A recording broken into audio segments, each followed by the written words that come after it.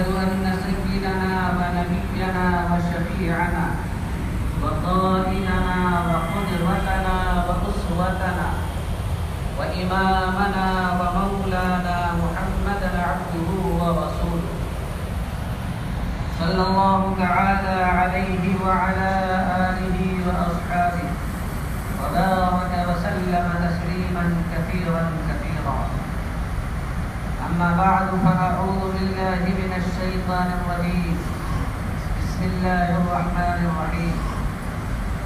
وعسى أن تكرهوا شيئا وهو خير لكم وعسى أن تحبوا شيئا وهو شر لكم والله يعلم وأنتم لا تعلمون. وقال تعالى: فإن كرهتموهن فعسى أن تكرهوا شيئا ويجعل الله فيه خيرا كثيرا. وعن أم سلمة رضي الله تعالى عنها أنها قالت: سمعت رسول الله صلى الله عليه وسلم يقول: ما من مسلم تصيبه مصيبة فيقول ما أمره الله إنا لله وإنا إليه راجعون اللهم أجرني في مصيبتي وأخلف لي خيرا منها إلا أخلف الله له خيرا منها أو كما قال عليه الصلاة والسلام. صدق الله العلي العظيم وصدق رسوله النبي الكريم والحمد لله رب العالمين. اللهم صل على سيدنا محمد وعلى آل سيدنا محمد وبارك وسلم. اللهم صل على سيدنا محمد وعلى آل سيدنا محمد وبارك وسلم. اللهم صل على سيدنا محمد وعلى آل سيدنا محمد وبارك وسلم. محترم بزرگوں اور دوستو، قرآن کریم کی آیتیں دو جگہ سے پڑھی گئی اور اللہ کے رسول صلی اللہ علیہ وسلم کا ایک مبارک فرمان پڑھا گیا ہے. انہی آیات کریمہ اور حدیث مبارک کی روشنی میں انشاءاللہ کچھ باتیں عرض کی جائیں گی. ہو سکتا ہے اللہ کے کسی بندے کو فائدہ پہنچے.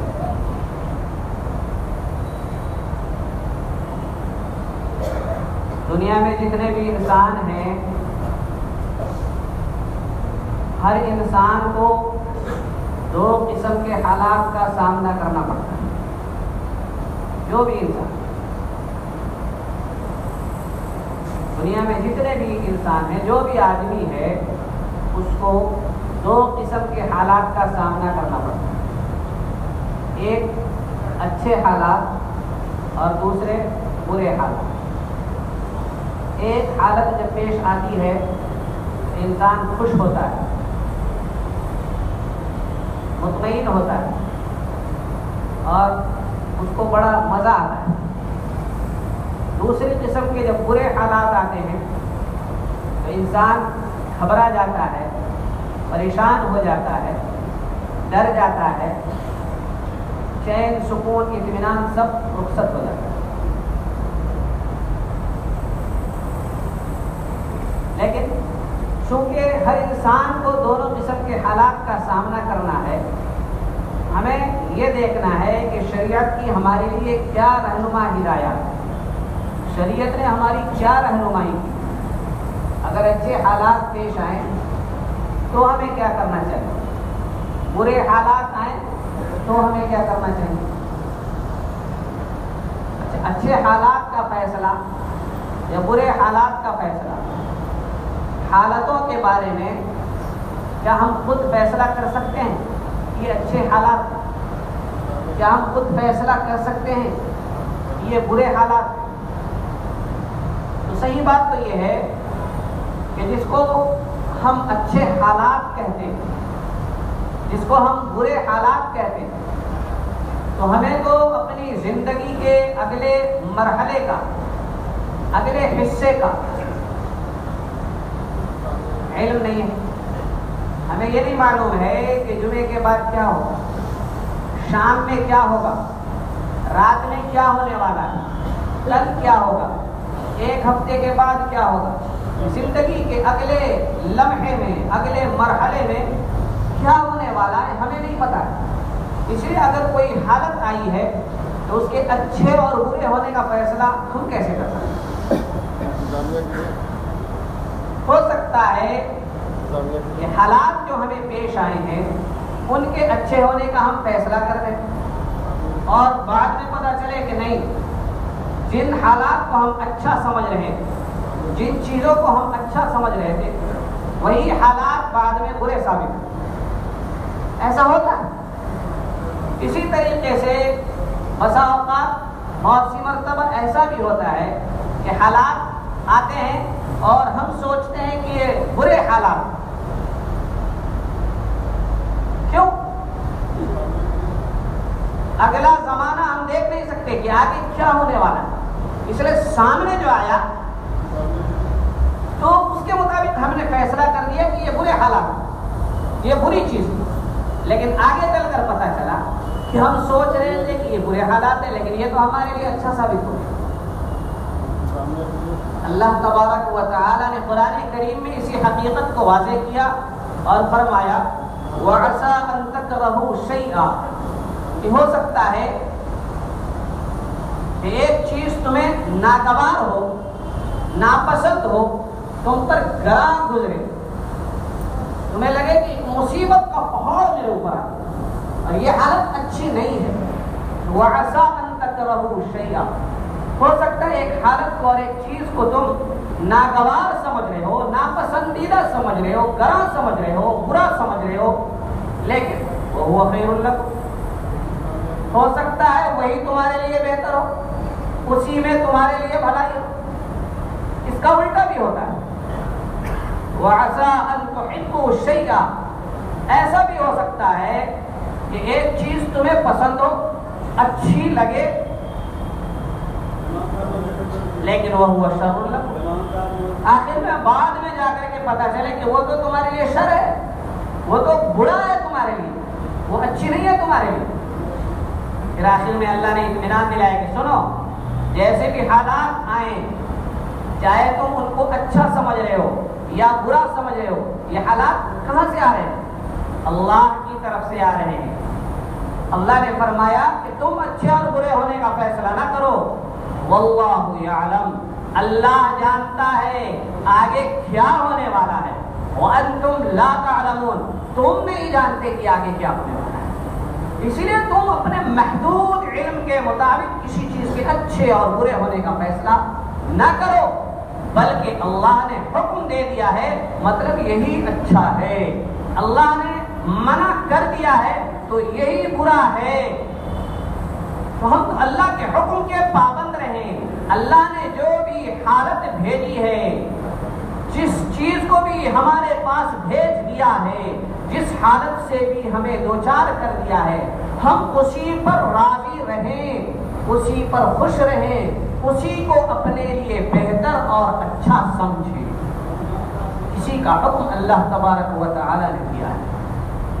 دوسری آیت میں فرمایا فَإِن كَرِهْتُمُوهُنَّ، کہ اگر تم کو وہ ناپسند ہو، فَعَسَىٰ أَن تَكْرَهُوا شَيْئًا، تو ہو سکتا ہے کہ ایک چیز تم کو ناپسند ہو، تمہیں اچھی نہیں لگ رہی ہو، لیکن وَيَجْعَلَ اللَّهُ فِيهِ خَيْرًا كَثِيرًا، اللہ اسی میں جو تمہیں پسند نہیں ہے، ناگوار ہے، خراب لگ رہی ہے، ہو سکتا ہے اللہ اسی میں بڑا خیر اور بہت سارا خیر، بہت ساری بھلائیاں، بہت ساری اچھائیاں اسی میں ڈال دے۔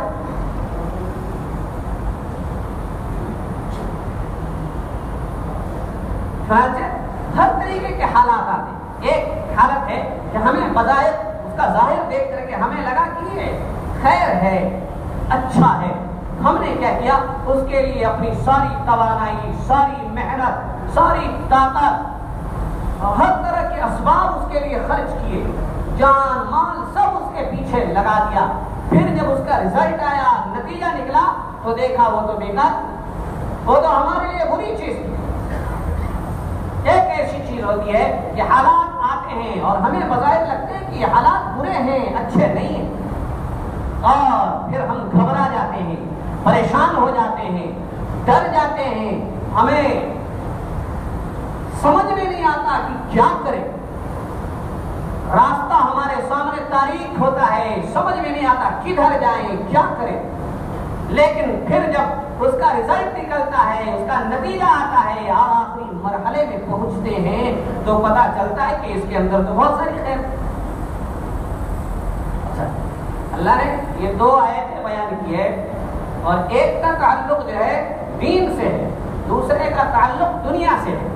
ایک کا تعلق انسان کے بدن سے ہے اور دوسرے کا تعلق انسان کی روح سے۔ تو ہو سکتا ہے دنیاوی حالات بھی آ رہے ہیں، ہو سکتا ہے دینی حالات بھی آ رہے ہیں اور اس کے بارے میں ہم کچھ غلط فیصلہ کریں، ہو سکتا ہے وہ حالات ہمارے بدن پر آ رہے ہیں، ہو سکتا ہے وہ حالات ہماری روح پر آ رہے ہیں، لیکن ہر چیز کے متعلق اللہ نے فرما دیا کہ تمہیں ناگوار ہو تو یہ نہیں سمجھنا کہ یہ غلط ہے۔ کیوں؟ اس لیے کہ واللہ یعلم، اللہ جانتا ہے، وانتم لا تعلمون، تم نہیں جانتے ہو۔ کچھ مثالیں میں دیتا ہوں، قرآن کے اوراق، احادیث کے اوراق، تاریخ کے اوراق اگر ہم پلٹیں، صفحات کھول کر کے دیکھیں تو ہمیں واضح طور پر نظر آئے گا کہ ابتدا میں جو چیز بری لگ رہی تھی، خراب لگ رہی تھی، ناپسندیدہ لگ رہی تھی، ہماری نظریں سمجھ رہی تھی کہ غلط ہے، تو اس کو غلط سمجھنے میں، ناپسندیدہ سمجھنے میں، بیکار سمجھنے میں ہم نے دھوکہ کھایا اور اس کا انجام اچھا نہیں تھا۔ چنانچہ دیکھیے بہت ہی مشہور واقعہ ہے قرآن کریم میں، سورہ یوسف ہے، حضرت یوسف علیہ السلام کا واقعہ اس پوری سورت کے اندر بیان کیا۔ کیا ہوتا ہے حضرت یوسف علیہ السلام کے ساتھ؟ حضرت یوسف علیہ السلام کتنے بڑے نبی ہیں، کوئی معمولی آدمی نہیں ہے، اللہ نے ان کا انتخاب کیا ہے۔ نبوت جو ہے الیکشن سے نہیں ملتی بلکہ سلیکشن سے ملتی۔ اللہ تبارک و تعالی کیا کرتا ہے؟ خود منتخب کرتا ہے، چنتا ہے۔ یہاں ووٹنگ نہیں ہوتی ہے کہ ووٹ دے دیا تو یہ نبی بنے، ان کے ساتھ زیادہ لوگ جمع ہو گئے، ان کی میجورٹی ہے تو کیا ہے، ان کو نبوت ملتی ہے۔ ایسا نہیں ہے، نبوت کا انتخاب تو خود اللہ تبارک و تعالی کرتا ہے۔ اللہ کو معلوم ہے کون نبوت کے لائق ہے، نبوت کی صلاحیت کس کے اندر ہے اور کس کے اندر نہیں۔ حضرت یوسف علیہ السلام کتنے بڑے نبی ہیں، کیا ہوتا ہے ان کے ساتھ؟ سورہ یوسف پڑھتے چلے جائیے، کیا ہو رہا ہے؟ ان کے جو بھائی ہیں وہ ان کو کیا کر رہے ہیں؟ کنویں کے اندر ڈال دے رہے ہیں۔ تفصیلی واقعہ نہیں سنا ہے، کنویں کے اندر ڈال دیا جائے۔ مجھے اور آپ کو اگر کنویں کے اندر ڈال دیا جائے، اب آپ سوچیں کہ ہم اسے اچھی حالت سمجھیں گے یا بری حالت سمجھیں گے؟ ہم اسے بری حالت سمجھیں، کہیں گے یہ کیا ہو گیا، کنویں میں پڑ گئے۔ اور کنواں بھی کیسا؟ جو آبادی سے بالکل باہر جنگلات میں ہے وہ کنواں، اور وہ کنواں غیر آباد ہے، وہاں کوئی نہیں آتا، کوئی بھولا بھٹکا بیچارہ بھٹک کر کے ادھر چلا گیا تو چلا گیا، ورنہ اس کنویں کی طرف تو کوئی جاتا ہی نہیں۔ ایسے کنویں میں اگر مجھے اور آپ کو ڈال دیا جائے تو ہم لوگ کیا سوچیں؟ کتنی بڑی مصیبت آ گئی، کتنی بڑی پریشانی آ گئی۔ ہم بھی اگر دیکھیں تو دیکھیں گے ارے نبی کے بیٹے ہیں حضرت یوسف علیہ السلام، حضرت یعقوب علیہ السلام جو نبی ہیں ان کے بیٹے، اور حضرت یعقوب وہ خود نبی کے بیٹے، حضرت اسحاق علیہ السلام، اور حضرت اسحاق وہ بھی نبی کے بیٹے ہیں، حضرت ابراہیم علیہ السلام، اور خود حضرت یوسف علیہ السلام بھی نبی ہیں۔ نبوت کا ایک طویل سلسلہ چلا آ رہا ہے، نبوت والا خاندان ہے، خاندان نسل در نسل نبوت چلی آ رہی ہے۔ کنویں میں ڈال دیا جا رہا ہے، کیا حالات لگے؟ برے حالات ہیں، ہم سوچیں گے تو بہت غلط جگہ پھنس گئے، اب کیا ہو؟ اس سے بڑی بات، نبی ہیں حضرت یوسف علیہ السلام، آگے چل کر نبی بننے والے ہیں، نبوت کی قابلیت، لیاقت، صلاحیت سب کچھ اندر ڈال رکھی ہے اللہ تبارک و تعالی۔ کیا ہو رہا ہے؟ کنویں سے نکال کر کے مصر کے بازار میں لے جا کر بیچا جا رہا ہے، غلام بنا کر بیچا جا رہا ہے۔ بتائیے اس سے بری حالت اور کیا ہو سکتی؟ کا وعسا ان تکرہوا شیئا، ہو سکتا ہے ایک چیز تمہیں اچھی نہیں لگ رہی ہو لیکن وہو خیر لکم، اسی میں تمہارے لیے خیر ہو۔ مصر کے بازار میں لے جا کر کے بیچا گیا، کتنی بری حالت ہے۔ پھر آگے چلیے، آگے کیا ہوتا ہے، وہاں سے عزیز مصر خریدتا ہے اور اپنے گھر میں لے جا کر کے رکھتا ہے، اور وہاں حضرت یوسف علیہ السلام پر زنا کا الزام لگایا جاتا ہے، زنا کی تہمت لگائی جاتی ہے ان کے اوپر۔ پھر کیا ہوتا ہے، جیل میں ڈال دیا جاتا ہے۔ بے قصور آدمی کو جیل میں ڈال دیا جائے، آپ کو اور مجھے جیل میں ڈال دیا جائے، کیا حال ہوگا؟ کوئی قصور نہیں، بے قصور آدمی ہے، کوئی غلطی نہیں، جو بھی دیکھتا ہے فدا ہو جاتا ہے، جو بھی دیکھتا ہے محبت کرنے لگ جاتا ہے۔ جیل میں ڈال دیا جائے، کوئی گناہ نہیں، کوئی غلطی نہیں، کوئی خطا نہیں، کوئی قصور نہیں، کتنی ناگوار حالت۔ لیکن اللہ تبارک و تعالی نے کہا کہ وَعَسَىٰ أَن تَكْرَهُوا شَيْئًا، ہو سکتا ہے یہ چیز تمہیں اچھی نہیں لگ رہی ہو لیکن وَهُوَ خَيْرٌ لَكُمْ، وہی تمہارے لیے اچھی ہے۔ یہ یقین ہمارے دل میں ہونا چاہیے۔ اگر کنویں میں نہ ڈلتے، اگر حضرت یوسف علیہ السلام کو کنویں میں نہ ڈالا جاتا، وہ قافلہ کیسے لے جاتا مصر؟ گھر میں رہتے اگر تو مصر کے بازار کیسے پہنچتے؟ اور اگر مصر کے بازار میں بیچا نہ جاتا، مصر کے بازار میں بیچا نہ جاتا تو عزیز مصر کے گھر میں کیسے پہنچتا؟ کہاں ایک گاؤں میں، فلسطین کے ایک گاؤں میں رہ رہے ہیں، کنعان میں، وہاں سے مصر جانا کبھی سوچ بھی نہیں سکتے تھے کہ مصر بھی جانا ہو سکتا ہے۔ لیکن اللہ نے کیسا نظام بنایا ہے کہ کنویں میں اللہ تعالیٰ ڈلوا رہا ہے، پھر کنویں سے نکلوا کر کے پھر اللہ تعالیٰ مصر کے بازار میں لے جا کر کے فروخت کروا رہا ہے، کوئی بھی خرید سکتا تھا لیکن اللہ نے عزیز مصر کو بھیجا کہ جاؤ خرید کر لاؤ۔ ویسے عام آدمی لے جاتا وہ تربیت نہیں ہو پاتی حضرت یوسف علیہ السلام۔ اللہ تبارک و تعالی نے آخر میں ان کے لیے مصر کی بادشاہت رکھی ہے، تو بادشاہت والے گھرانے میں تربیت ہونی چاہیے نا، تبھی تو بادشاہت کے طور طریقے سیکھیں گے۔ کسی غریب اور معمولی آدمی کے کسی بزنس مین کے گھر میں چلے جاتے تو بزنس سیکھتے نا، بادشاہت کہاں سیکھتے؟ بادشاہت سیکھنے کے لیے تو بادشاہت والے گھروں میں جانا ضروری تھا۔ اللہ نے ایک نظام چلایا، کنویں میں ڈالنا ہمیں لگ رہا ہے کہ ٹھیک نہیں ہے، مصر کے بازار میں بک رہے ہیں ہمیں لگ رہا ہے ٹھیک نہیں ہے، جیل میں جا رہے ہیں ہمیں لگ رہا ہے ٹھیک نہیں ہے، لیکن اسی جیل میں پھر اللہ تعالیٰ وہاں بادشاہ کو خواب دکھاتا ہے، اور پھر اس خواب کی تعبیر کوئی نہیں دیتا ہے، سب کہہ دیتے ہیں الغاث واحلام، ویسے ہی ہے، بیکار قسم کا خواب ہے، منتشر خیالات ہیں، اس خواب کی کوئی حیثیت نہیں ہے۔ وما نحن بتعبیر الاحداث بعالمین، اس قسم کے بیکار خیالات کی تعبیر دینا ہم نہیں جانتے۔ پھر ایک آدمی کہتا ہے کہ ایک آدمی جیل میں ہے، وہ خواب کی تعبیر دیتا ہے، اگر اجازت ہو تو میں اس سے خواب کی تعبیر لے کر آؤں۔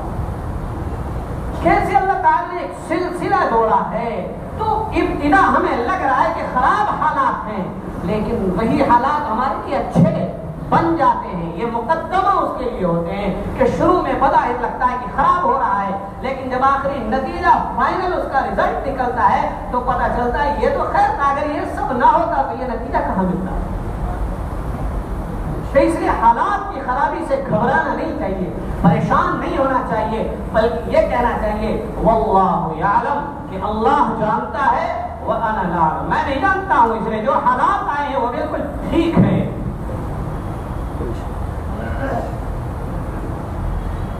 ایک اور واقعہ جو حدیث میں نقل کیا گیا ہے، حضرت ام سلمہ رضی اللہ تعالی صحیح مسلم کی روایت ہے، کتاب الجنائز میں روایت ہے، حضرت ام سلمہ رضی اللہ تعالی فرماتی ہیں کہ اللہ کے رسول صلی اللہ علیہ وسلم کو ایک موقع پر میں نے یہ فرماتے ہوئے سنا، ما من مسلم تصیبہ مصیبہ، کہ جس مسلمان پر بھی کوئی مصیبت آئے، کوئی بھی مصیبت، اور معمولی چیز کہا گیا ہے چراغ اگر بجھ جائے، ہمارے زمانے کہہ سکتے ہیں لائٹ چلی جائے، کہا کہ اس پر بھی دعا پڑھنی چاہیے۔ مصیبت یہ بھی مصیبت، لائٹ کا چلا جانا، چراغ کا بجھ جانا یہ بھی مصیبت۔ تو مصیبت اتنی معمولی چیزوں کو بھی کہتے ہیں. تو فرمایا ما من مسلم تصیبہ مصیبہ, کہ جس مسلمان پر بھی کوئی مصیبت آئے فیقول ما امرہ اللہ, اور مصیبت آنے کے بعد وہ مسلمان وہ جملہ اور وہ بات اپنی زبان سے کہے جس کا حکم اللہ تبارک و تعالی نے اسے دیا ہے, کہ جب مصیبت آئے تو کیا کہنا چاہیے. قرآن میں اللہ نے فرمایا الذین اذا اصابتهم مصیبہ, یہ اہل ایمان کی صفت ہے کہ ان پر جب مصیبت آتی ہے تو قالوا انا للہ و انا الیہ راجعون. یہ ایمان والوں کی صفات یہ ہیں کہ ہر کسی بھی مصیبت اگر آ جائے, معمولی سے معمولی مصیبت بھی آ جائے تو فوراً کیا انا للہ و انا الیہ راجعون, یہ پڑھ لینا چاہیے.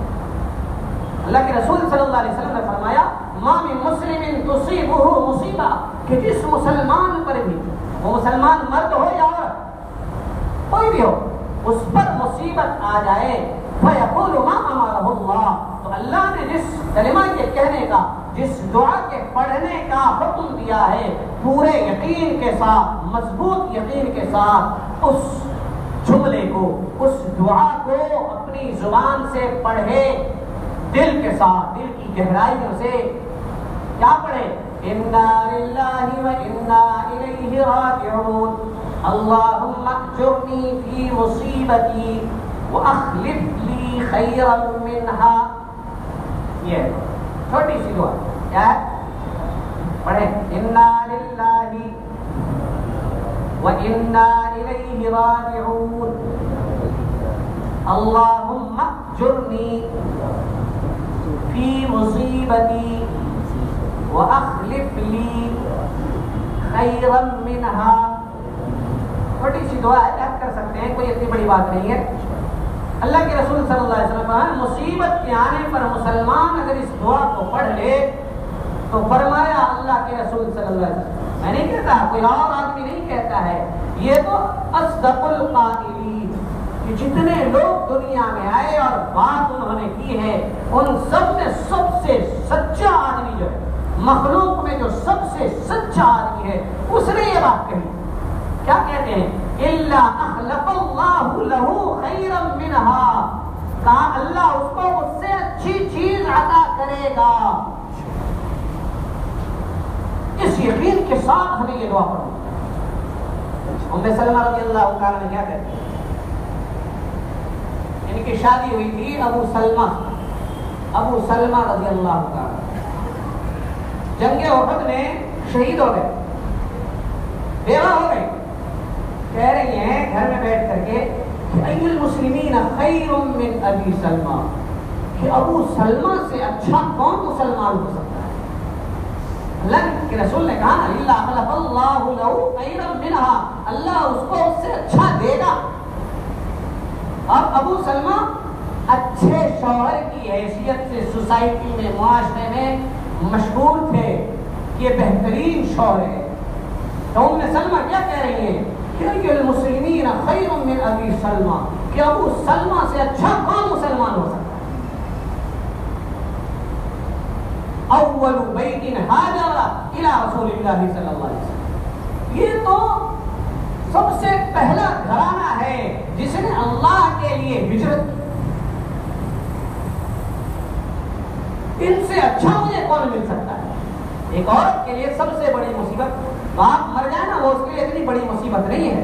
بھائی مر جائے نا, اتنی بڑی مصیبت نہیں ہے. بیٹا بیٹی مر جائے نا, وہ اتنی بڑی مصیبت نہیں ہے. شوہر کا مر جانا یہ اس کے لیے سب سے بڑی مصیبت کی بات ہے. میں سوچنے لگی کہ ابو سلمہ سے اچھا, پورے مدینے میں بہترین شوہر کی حیثیت سے مشہور ہے, ان سے اچھا مجھے کون مل سکتا ہے. لیکن بات ہے نا, ہماری آپ کی طرح نہیں تھی, وہ میری طرح آپ کی طرح نہیں تھی, بلکہ انہیں اللہ کے رسول صلی اللہ علیہ وسلم کی کہی ہوئی بات پر کامل اور مکمل یقین تھا. اللہ کے رسول نے کہا ہے کہ جو مصیبت آنے پر اس دعا کو پڑھے گا اللہ اس کو اس سے اچھا دے گا.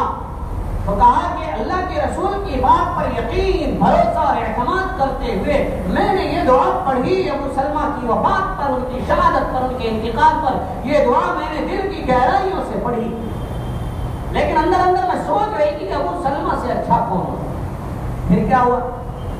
دعا پڑھنے کا اثر، اللہ کی ذات پر یقین کا اثر یہ ہوا کہ ام سلمہ رضی اللہ تعالی عنہ کی شادی خود اللہ کے رسول صلی اللہ علیہ وسلم سے. ابو سلمہ کی کیا حیثیت ہے؟ کروڑوں ابو سلمہ میرے نبی کے قدموں کے نیچے جو دھول آتی نا اس پر قربان ہو سکتے ہیں. دیکھ لیجیے کیسے وَعَسَىٰ أَن تَكْرَهُوا شَيْئًا، ہو سکتا ہے ایک چیز تمہیں اچھی نہیں لگ رہی ہو. ابو سلمہ کا مر جانا، شوہر کا مر جانا کسی کو کیسے اچھا لگ سکتا ہے؟ ناگوار، ناپسندیدہ، یہ تو بہت بری حالت آ گئی. کیا ہوگا اب میرا؟ کون دیکھ بھال کرے گا؟ مکے سے ہجرت کر کے مدینہ آ گئی، یہاں کون ہے ان کا؟ کوئی پرسان حال نہیں تھا. لیکن اللہ نے دیکھی، اللہ پر یقین اور اعتماد کا نتیجہ یہ ہوتا ہے. تو ہم نہ دیکھیں کہ برے حالات سامنے دکھ رہے ہیں، یہ ہو جائے گا وہ ہو جائے گا. کچھ نہیں ہوگا، کچھ نہیں ہوگا. میرے رب نے کہا ہے واللہ یعلم، اللہ جانتا ہے. جو حالات آ رہے ہیں وہ اللہ لا رہا ہے، میں اور آپ نہیں لا رہے ہیں. وانتم لا تعلمون، سب کچھ اللہ پہ چھوڑ دیجئے. اللہ نے جو کہا ہے وہ ہمیں کرتے رہنا ہے. اللہ نے جن چیزوں سے ہمیں منع کیا ہے ان سے بچتے رہنا ہے، پھر حالات ہمارے مطابق ہوں.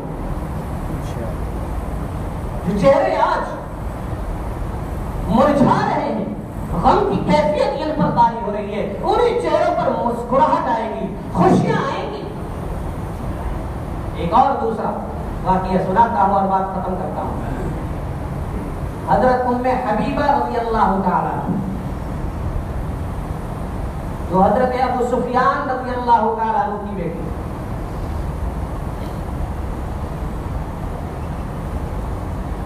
ان کی شادی جو ہوئی عبداللہ ابن جحش اس وقت رضی اللہ تعالی عنہ.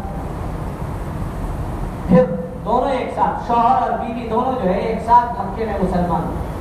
مکے میں بڑا ہی پریشان کیا جا رہا تھا، ستایا جا رہا تھا مسلمانوں کو. انہیں یہ برداشت نہیں تھا کہ کوئی مسلمان طرح طرح سے پریشان کیا جا رہا. کیا ہوا؟ اللہ کے نبی صلی اللہ علیہ وسلم کی اجازت سے لوگوں نے حبشہ، ایتھوپیا، وہاں ہجرت کر کے چلے گئے. وہاں جانے کے بعد وہیں رہ رہے. وہاں ایک دن ام حبیبہ خواب دیکھتی ہے کہ سمندر میں ان کے شوہر جو ہیں وہ سمندر میں ہیں اور ہر طرف سے طغیان آئی، موجیں، ادھر سے پانی کی لہر، ادھر سے پانی کی لہر، اس میں بیچ میں گر گئے ہیں اور مصیبت میں، بہت بڑی مصیبت میں گرفتار ہو گئے. ہر طرف سے تاریکی نے گھیر اٹھی، گھبراتی ہوئی اور پریشان ہوتے ہوئے کہ کیا ہو گیا؟ بڑا ہی ڈرانا خواب دیکھا. اب کیا ہوگا؟ اس سے پہلے کہ اپنے شوہر کے سامنے اس واقعے کا ذکر کرتی، اس خواب کی تعبیر سامنے آئی. صبح دن میں کیا ہوا؟ عبید اللہ ابن جحش جو ان کے شوہر تھے وہ مرتد ہو گئے. عیسائیت انہوں نے قبول کر لیا، مسیحیت کو، کرسچن بن گئے. مکے کی ہیں اور ہجرت کر کے کہاں چلی گئی ہے؟ ایتھوپیا. مکے سے کتنی دور ہے؟ کون اپنایا وہاں؟ ایک شوہر کے سہارے تھی وہاں اور وہ مرتد ہو گیا. اب کہتا ہے تمہارے سامنے دو راستے ہیں. ایک راستہ یہ ہے کہ تم بھی میری طرح عیسائیت اور مسیحیت کو قبول کر لو،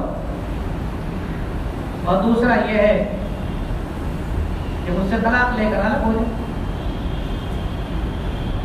اب ام حبیبہ رضی اللہ تعالی عنہ سوچ رہی ہے کہ اب میرے سامنے تین راستے ہیں. ایک تو یہ ہے کہ میں بھی اسی طریقے سے اسلام چھوڑ دوں اور عیسائی ہو جاؤں اور پھر ان کے ساتھ رہوں.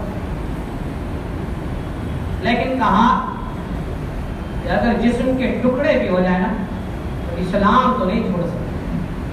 تو اس لیے یہ راستہ تو اختیار نہیں کرتا. یہ راستہ تو دنیا اور آخرت دونوں کی بربادی ساتھ میں ہے، اس لیے اس راستے کو تو اختیار نہیں کرتا. دوسرا یہ ہے کہ واپس مکہ چلی جائے.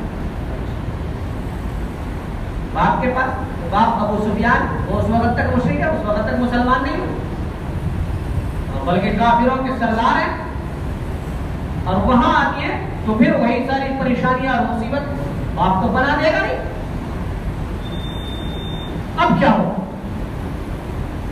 تیسرا راستہ یہ ہے کہ اس سے الگ ہو جائیں اور جو بھی مصیبت آئے، جو بھی پریشانی آئے، اس پر صبر کرتی رہے اور یہی حبشہ میں ہی ٹھہرے۔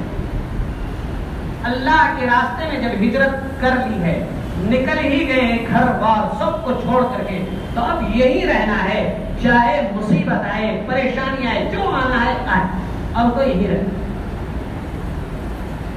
انہوں نے آخری راستے کو اختیار کیا کہ نہ کوئی عیسائی بننا ہے، نہ مکہ واپس جانا ہے، یہی رہنا ہے اور ان سے طلاق لے کر کے الگ ہو جانا، اور یہی رہنا ہے چاہے جتنے بھی حالات آئیں، جیسے بھی حالات آئیں، آنے دیں۔ اس سے بدتر کتنے برے حالات ہیں۔ شوہر کا ساتھ تھا، وہ شوہر ساتھ چھوڑ گیا ہے، اکیلی ہیں، اب کیا ہوگا؟ ہم آپ ظاہری آنکھوں سے دیکھتے ہیں اور فیصلہ کر بیٹھتے ہیں اب کیا ہوگا، اب کیا نہیں ہوگا، کچھ نہیں ہوگا، کچھ نہیں ہوگا۔ واللہ یعلم، اللہ جانتا ہے کیا ہوگا، وانتم لا تعلمون، میں اور آپ نہیں جانتے کیا ہوگا۔ ڈرنے کی کیا ضرورت؟ اللہ کا ڈر اپنے دل کے اندر پیدا کرے، باقی مخلوق کا ڈر اپنے دل دماغ سے نکال باہر۔ حضرت ام حبیبہ رضی اللہ تعالیٰ عنہ کو یقین کامل، وَعَسَىٰ أَن تَكْرَهُوا شَيْئًا، ہو سکتا ہے ایک چیز تمہیں اچھی نہیں لگ رہی ہو، لیکن وَهُوَ خَيْرٌ لَكُمْ، وہی تمہارے لیے خیر کا ذریعہ اور سبب بنے گی وہی چیز۔ کیا ہوا؟ نتیجہ کیا نکلا؟